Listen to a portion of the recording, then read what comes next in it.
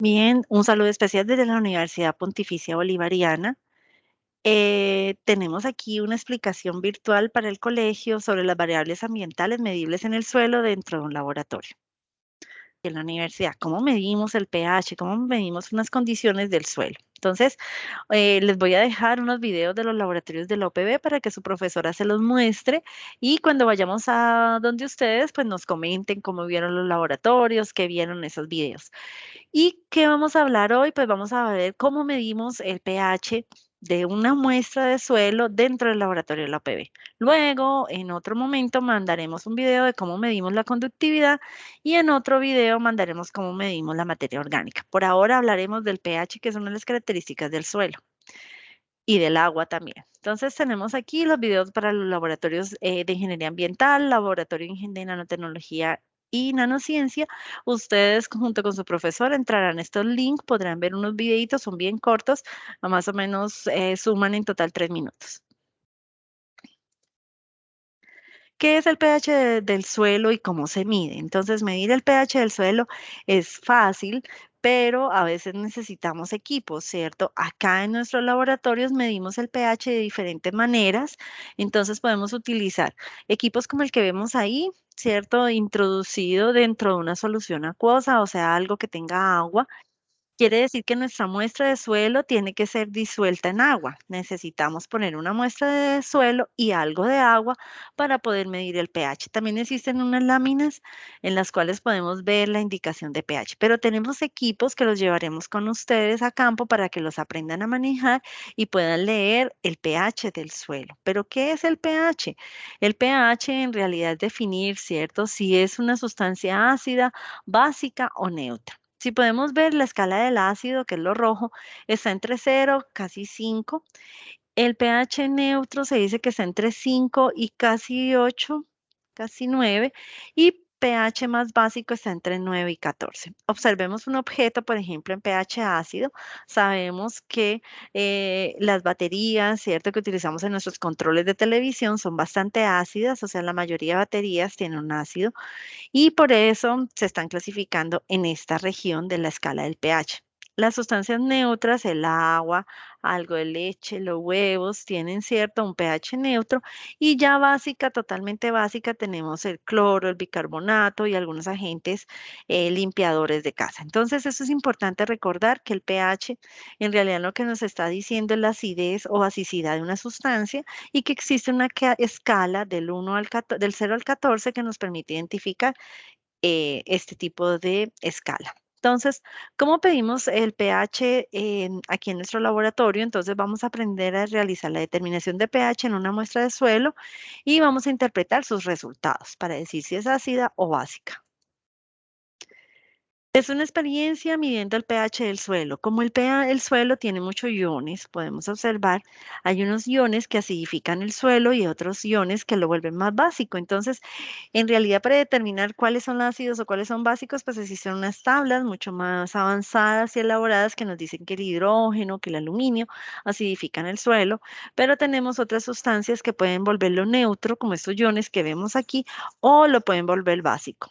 Entonces, ¿qué es lo que vamos a hacer? ¿Cuáles son nuestros materiales el día que vayamos a campo? Entonces, tendremos una muestra de suelo más o menos de 30 gramos. Vamos a llevar el pHímetro, que es este equipo que nos permite leer, hacer una lectura. Aquí dice 4.02, que si vemos en la escala es un poco ácida. Tendremos que llevar unos vasos o unos beakers. Tendremos unos recipientes con agua destilada. El agua destilada es un agua que ya no tiene algunos iones, entonces nos permite verificar mejor el pH de esa muestra de suelo. Tendremos una varillita agitadora con la cual mezclaremos el agua y el suelo. Y tendremos que repetir este procedimiento. Lo mismo que hacemos con agua, lo vamos a hacer con una sustancia que se llama KCl, cloruro de potasio. Nuestro fin en realidad es determinarlo con esos equipos y también enseñarles una forma práctica y didáctica de determinarlo. ¿Qué vamos a hacer? Recolectar una muestra de suelo, colocamos esos 30 gramos de suelo en este beaker o vaso, luego le vamos a adicionar 30 mililitros de agua destilada. Cuando ya tiene el agua destilada, vamos a ir a agitarlo con la varilla agitadora y ya cuando está con la varilla agitadora lo vamos a dejar en suspensión, o sea, unos minutos, más o menos una hora Y luego leemos con el potenciómetro o pHímetro, que ya está relativamente calibrado, vamos a medir los valores de pH obtenidos en la fase acuosa. O sea que vamos a tener una parte con el suelo y en la parte de arriba agua. Y eso es lo que vamos a leer cuánto es ese pH. Repetimos otra vez el mismo procedimiento en otro recipiente, tenemos una muestra de suelo. Lo que pasa es que ahora no va a ser el agua destilada, sino 30 mililitros de KCl. ¿Qué vamos a hacer? Lo mezclamos, lo dejamos un tiempo con el KCl, si puede ser unos minutos. Leemos el pHímetro y con esos valores de pH que tenemos para la solución con KCl, el suelo con KCl, lo anotamos. ¿Qué vamos a hacer? Entonces, con los valores que nos dio de pH en KCl, lo vamos a restar de los valores de pH en agua y miramos qué valor nos va a dar ese delta de pH. Aquí tenemos una tabla que nos dice si el valor determinado en agua es ácido, generalmente vamos a tener valores de 3,5, neutro en valores de entre 6,6 y 7,3 y fuertemente alcalino mayores de 9. Pero valores con KCl tenemos, por ejemplo, si tenemos valores menores de 4 es extremadamente ácido, si obtenemos 7 es neutro y si obtenemos 10 es extremadamente alcalino. Ahora vamos a comparar esos delta de H, ¿cierto? Encontrados. Si el valor es menor de 4,5, decía que era un suelo muy ácido. ¿Qué nos indica eso? Que son suelos minerales, predominantemente en formas de aluminio intercambiables, apreciablemente con contenido y solubilidad de iones de hidronio y de manganeso, altas probabilidades de que estén presentes toxicidad en ellos, en esos suelos, deficiencia de nitrógeno, contenidos de bases intercambiables, además de elementos menores como el molibdeno, que son muy bajos, y disponibilidad del fósforo, que puede ser muy baja. Entonces aquí, de acuerdo a los valores que ya hemos obtenido del delta de pH, podemos decir cómo es nuestro suelo y en realidad qué condiciones tienen algunos iones. Podemos ver también que con los datos que obtengamos, si generalmente los iones que tienen pH neutros sería el nitrógeno, el fósforo, el potasio, el azufre, el calcio, pero vemos que unos que están ya presentes a nivel acidez, que es el hierro, algo de manganeso, boro, cobre, pero también tenemos otros iones que están presentes en la alcalinidad, como el molibdeno, algo del boro, algo del magnesio, azufre, potasio y algo de fósforo.